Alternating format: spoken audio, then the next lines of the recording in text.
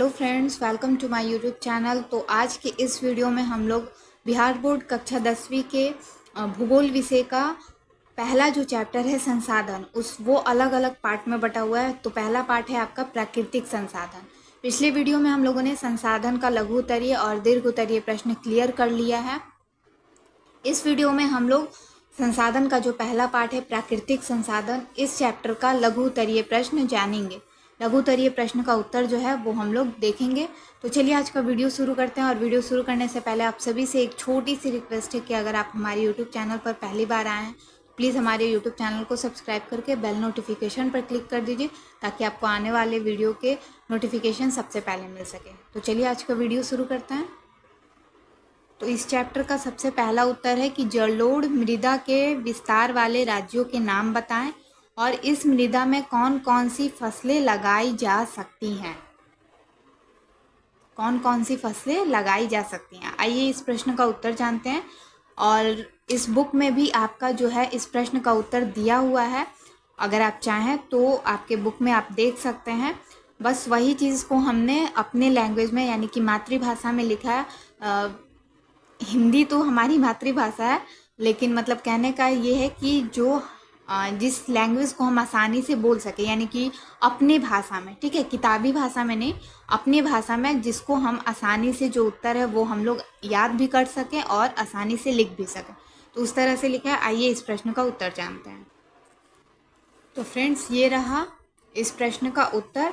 तो जलोढ़ मृदा के इस विस्तार वाले राज्यों के नाम पूछे हैं। तो सबसे पहले हम यहाँ पे एक लाइन लिख दिए हैं कि जलों द्वारा बहाकर जो लाई गई मृदा होती है उसको जलोढ़ मृदा कहते हैं, ठीक है। जलोढ़ मिट्टी जो होती है वो मुख्य रूप से जो इसका विस्तार वाला राज्य है वो आपका है बिहार, आंध्र प्रदेश, पश्चिम बंगाल, उत्तराखंड, पंजाब, हरियाणा राज्यों में जो है हमारा जलोढ़ मृदा, जलोढ़ मिट्टी मिलता है, ठीक है।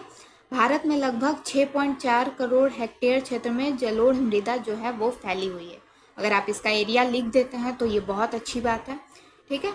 इस मिट्टी में मुख्य रूप से जो आपसे फसलें जो पूछा गया है कि कौन कौन सी फसलें उगाई जा सकती हैं यानी लगाई जा सकती है, तो वो है चावल, तंबाकू, गेहूँ, गन्ना, कपास जो है, ये सारी चीज़ें, ये सारी फसलें उगाई जा सकती हैं। और जो पूर्वी भारत है उसमें जूट का भी, वहाँ पे जलोढ़ मृदा में जूट का भी उत्पादन होता है, ठीक है। तो आई होप आप लोगों को पहले प्रश्न का उत्तर मिल गया होगा। आगे बढ़ते हैं और दूसरा जो प्रश्न है उसको देखते हैं। दूसरा आपसे प्रश्न पूछा है कि समोच्च कृषि से आप क्या समझते हैं। आइए इस प्रश्न का उत्तर देखते हैं। तो इस प्रश्न का जो दूसरा हमारा प्रश्न है लघु उत्तरीय प्रश्न का, उसका उत्तर हो जाएगा कि जो पहाड़ी या पर्वतीय भाग होता है, ठीक है, यानी कि जैसे उत्तराखंड वगैरह जो एरिया है वहाँ पे आपका समोच्च जुताई द्वारा कृषि जो है की जाती है, ठीक है।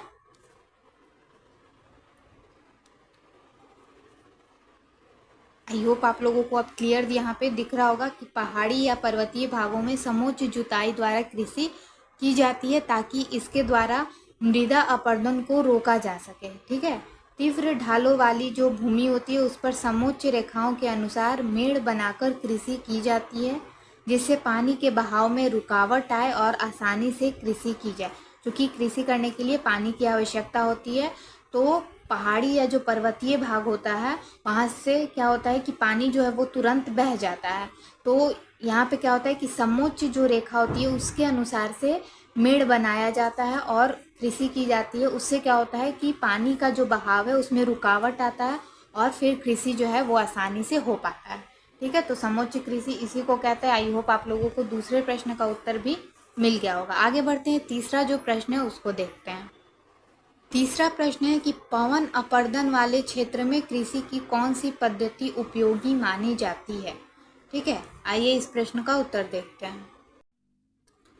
तो तीसरा जो हमारा प्रश्न है उसका उत्तर हो जाएगा कि पवन अपर्दन वाले क्षेत्रों में पट्टिका कृषि उपयोगी होती है, ठीक है। यानी पट्टिका कृषि जो है इसकी पद्धति उपयोगी मानी जाती है, जो फसलों के बीच क्या होती है, घास की पट्टियाँ विकसित करने पर आधारित हैं, ठीक है। तो पवन अपर्दन वाले क्षेत्र में कृषि की कौन सी पद्धति उपयोगी मानी जाती है, तो पट्टिका कृषि, ठीक है। तो प्रश्न संख्या 3 यहाँ पे हो गया। प्रश्न संख्या जो 4 है वो दिया हुआ है कि भारत के किन भागों में नदी डेल्टा का विकास हुआ है, यहाँ की मृदा की क्या विशेषता है। तो आइए इस प्रश्न का उत्तर देखते हैं। तो फ्रेंड्स, इस प्रश्न का उत्तर थोड़ा सा लंबा है, इसलिए कि भारत के किन भागों में नदी डेल्टा का विकास आपसे पूछा और यहाँ की मृदा की विशेषता पूछा है। ठीक है, तो भारत के पूर्वी तटीय जो भाग हैं उसमें मुख्य रूप से डेल्टा का विकास हुआ है। ठीक है, नदी डेल्टा, पश्चिम बंगाल में गंगा का डेल्टा विश्व प्रसिद्ध है। ठीक है, पूरे वर्ल्ड में जो है गंगा का जो डेल्टा है उसका वो फेमस है। इसके अलावा महानदी, गोदावरी, कृष्णा और कावेरी नदी के मुहाने पर भी डेल्टा का विकास हुआ है। यहाँ की मृदा की विशेषता यह है कि इन डेल्टाओं पर नवीनतम जलोढ़ मृदा यानी कि नया जलोढ़ मृदा जो है वो पाया जाता है, जिसके कण बारीक होते हैं और यह काफ़ी उपजाऊ होता है। इसमें मैग्नीशियम, पोटास, चूना, फास्फोरस तथा जीवांश जो है वो अधिक पाए जाते हैं। ये अधिकतर दलदली और नमकीन होती है। ठीक है, तो इस कारण से क्या होता है कि जलोढ़ मृदा में जो फसल जो है उसका उत्पादन अच्छे से होता है। तो आई होप आप लोगों को प्रश्न संख्या 4 का भी उत्तर यहाँ पे मिल गया होगा और आप लोगों को समझ में भी आ गया होगा। आगे बढ़ते हैं, 5वां नंबर प्रश्न जो है लघु उत्तरीय प्रश्न का, उसको देखते हैं।